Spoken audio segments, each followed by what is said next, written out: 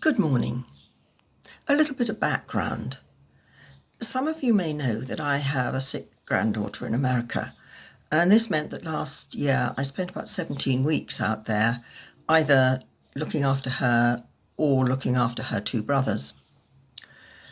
For 4.5 months in the summer, she was in a facility up in Rhode Island, where she had to have an adult with her at all times.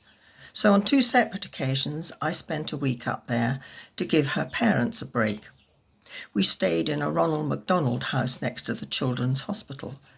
Amazing organisation. Most of the cleaning, cooking and general organisation is done by many wonderful volunteers. Olivia would go off at 7:45 each morning and I would collect her at 3:15. That meant there was a lot of time on my hands while she was there to fill. But without a car and with the hospital not being in a particularly nice part of town, what I could do was very limited. So I spent quite a lot of time in the house.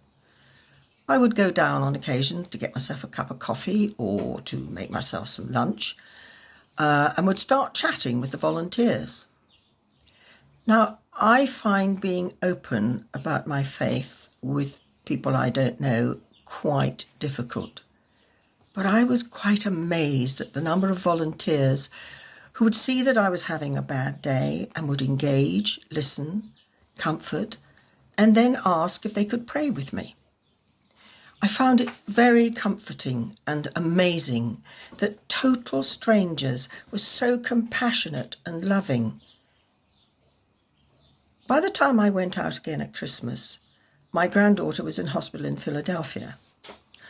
So after Christmas, I went down and spent a couple of nights with her so that my daughter and her husband could have 48 hours together with their 2 boys.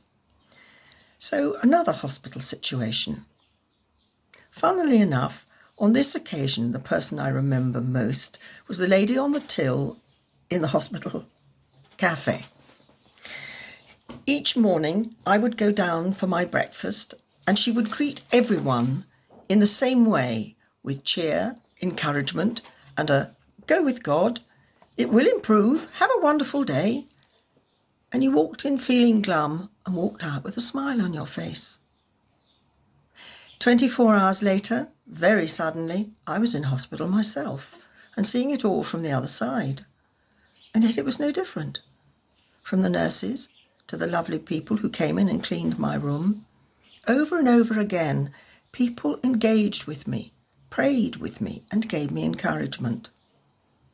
I was quite overwhelmed by their willingness to share their faith with me.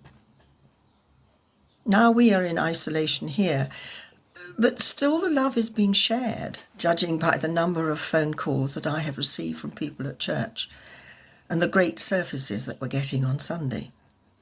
So we do not have to be in the same space to share our faith. Stay safe, everybody.